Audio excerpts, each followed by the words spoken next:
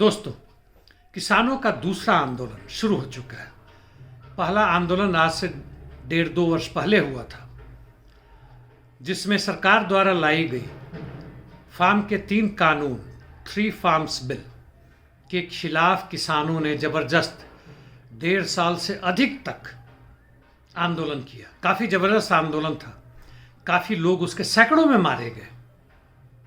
कुछ ठंड के कारण मरे, कुछ पुलिस के जाति के कारण मरे और कुछ सत्ता के गुंडे थे उनके द्वारा मारे गए। जब सरकार ने तीनों कानून वापस ले लिए तब जाके वह आंदोलन थमा।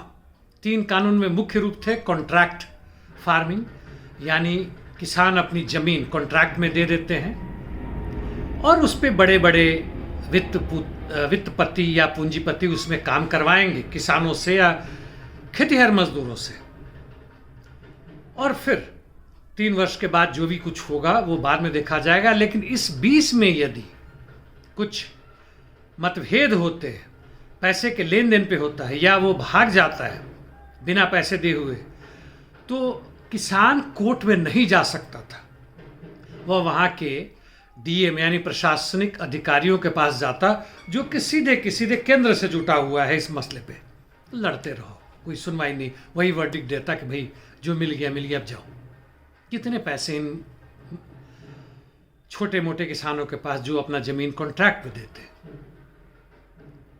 तीसरा यह था कि जमाखोरी को कानूनी जामा पहनाया गया, यानी बड़े बड़े गोडाउन बनने लगे। कानून आने के पहले ही, भनक मिलने के पहले ही बन गए थे। पूरे भारत भर में जहां तक बनने शुरू हो गए थे, क्योंकि उन्हें मालूम था ये तीनों कानून आ रहे हैं।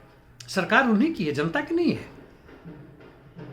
और जिस भी दाम पर लेते हैं, आप अंदाजा लगा सकते हैं किस दाम पर सब्जियां ये लेते हैं, अनाज लेते हैं। छोटे मझौले गरीब किसानों से जो कर्ज में भी डूबे रहते हैं, जिन्हें 3 महीने के बाद खेती के बाद तुरंत पैसे चाहिए होता है, और फिर गोडाउन में भर के समय पे आके कंट्रोल करके एकाधिकार करके, जैसे कभी आपने टमाटर में देखा है 10-20 रुपये के टमाटर किसानों से लेकर अचानक हम लोग 100-150 रुपये में खरीदते हैं।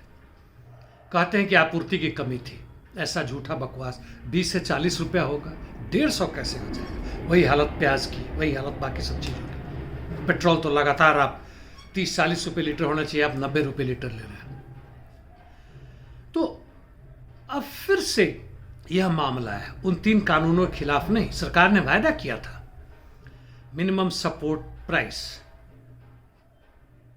न्यूनतम मूल्य जो किसानों ने पैदा किया उसके लिए सरकार लेगी। तो एक वायदा हुआ था इतना हम देंगे, लेकिन कुछ हुआ नहीं। किसानों की मांग उसमें 50% की बढ़ोतरी की जाए। जिस तरह से बिजली और पानी को महंगा किया जाए उससे रोका जाए। सब्सिडीज बंद किया जा रहा है, उसे वापस बहाल किया जाए। और भी कई मांगे हैं इनकी। शुगर केन के प्राइसेस, ईंख के गन्ने के प्राइसेस को बढ़ाने की बात है। 60 वर्ष अधिक उम्र होने पर किसानों को भी 10,000 रुपया प्रति महीना का पेंशन दिया जाए। स्वामीनाथन के जो उनके रिकमेंडेशंस थे उनको पूरी तरह से लागू किया जाए। वैसे स्वामीनाथन को भारत रत्न दिया गया है। भारत रत्न की भी अब राजनीतिक कहानी चल रही, पहले नहीं था ऐसा नहीं है, लेकिन अब पूरी रूप से चल पड़ा है। लखीमपुर के दोषियों को अभी तक सजा नहीं दिया गया, उनको सजा दिया जाए। जो पिछले आंदोलन में किसानों के ऊपर एफआईआर लागू किया गया था उसे निरस्त किया जाए। सरकार ने माना था ये, लेकिन नहीं किया। और अभी हाल फिलहाल में क्या हो रहा है? हाँ, इसके साथ एक ये भी है, भूल ना जाओ, नए लेबर कानून जो बने हैं उसको निरस्त किया जाए, यानी अपने साथ मजदूरों को लाना चाहते हैं। पिछले आंदोलन में सेंट्रल ट्रेड यूनियन के अधिकांश लोगों ने हिस्सा नहीं लिया था। यह किसानों का मसला है या मजदूरों का मसला है, अभी भी ऐसा ही कुछ नजर आ रहा है। वैसे किसानों ने इनके हक में ये बात कही है। हाँ, जो भूतपूर्व फौजी वेटरन्स 1 रैंक 1 पेंशन के लिए अभी भी लड़ रहे हैं, सुप्रीम कोर्ट ने भी ना कर दिया, 2015 से लड़ रहे हैं, उनकी बात नहीं मानी गई है। मैंने इसलिए इस मुद्दे को लाया कि जितने सैनिक हैं, सिपाही हैं, मैं ऊपर के लेवल के कमांडरों की बात नहीं कर रहा हूँ, या नीचे से जो ऊपर गए उनकी बात नहीं कर रहा हूं। अधिकांशतः उसमें से 90% या तो किसानों के बेटे हैं या उस परिवार से हैं या मजदूरों के बेटे हैं।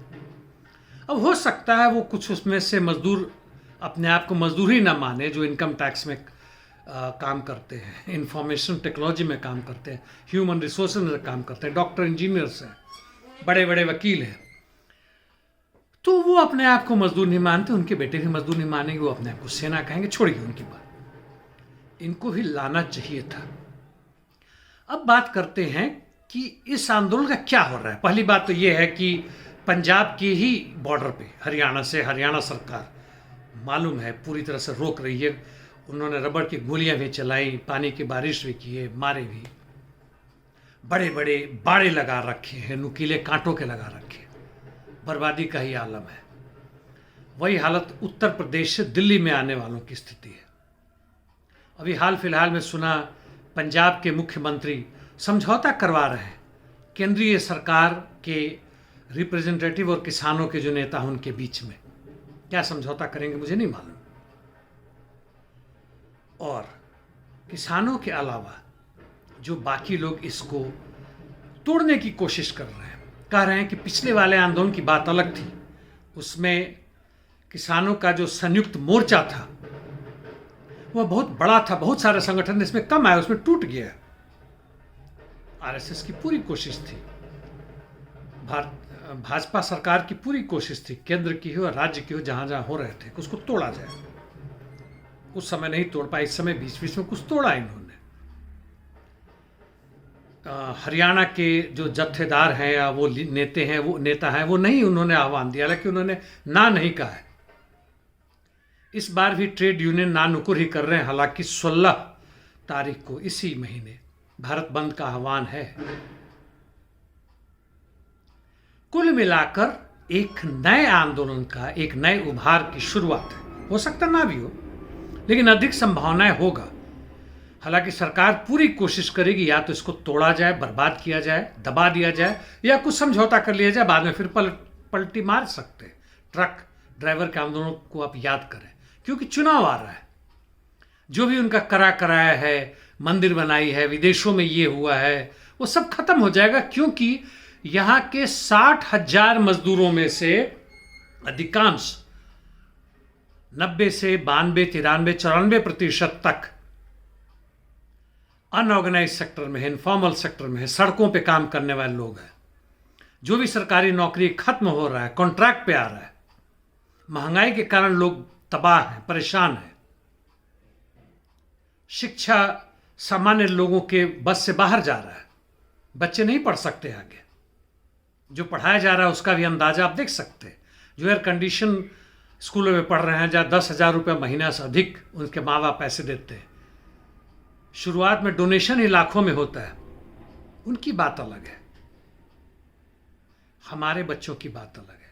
बीमार पड़ गए तो लूट ही लेंगे, किसी न किसी तरह से FIR हो गया, झूठी ही सही, सही भी सही, तो आप अगले 10-15 साल तक लड़ते रहेंगे। ED CBI का मार हर जगह। ऐसे में जनता बौखलाई हुई है। कुछ समय के लिए भले ही इसका 20-25% जनता बहुत खुश हो कि हमारे देश में वैसा चीज हो गया जो पहले कभी नहीं हुआ था, वह अलग बात है। लेकिन पेट में अनाज ना हो तो फिर अलग बात है। 5 किलो अनाज देख के आप उनकी जो इच्छा है उसको नहीं बंद कर सकते। और हमारे वामपंथी नेता क्या कर रहे हैं, वह इस ताक में है। 2014 में हारने के बाद से उस आंदोलन में, जन लोकपाल बिल के लिए जो आंदोलन हुआ था 13-14 में हुआ था, उसमें हिस्सा ना लेने के कारण जो बर्बाद हो गए थे, 2019 में कहा इस बार तो हरा ही देंगे। अच्छे से अच्छे मूर्ख लोग हैं। उनकी उम्मीदें थी बंगाल से, यानी तृणमूल कांग्रेस से, उनकी उम्मीदें थी शिवसेना से, महाराष्ट्र से, क्योंकि वो भाजपा से टूट गई है। उनकी उम्मीदें हैं DMK और AIADMK से, राजद। और जब अभी नीतीश कुमार की पार्टी JDU जब इस तरफ थी, आज उस तरफ चले गए, हो सकता फिर इधर आ जाए। और शायद कुछ महीने की बात है, फिर कहेंगे 2029 में हरा देंगे। ये लोग अपने आप को क्रांतिकारी कहते हैं, फासीवाद को कमजोर करने के उपाय ढूंढ रहे हैं।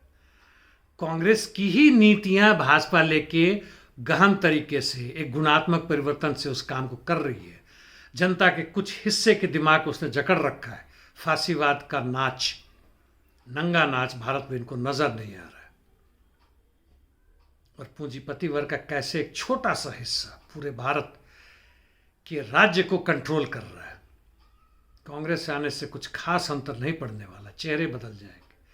पूंजी का अस्तित्व, जो पूंजी का नंगा नाच है, उसका जो भी रूप हो, एक अधिकार हो, औद्योगिक हो या फिनांस कैपिटल हो, उसका चरित्र हमेशा लूटने का होता है। धन्यवाद दोस्तों।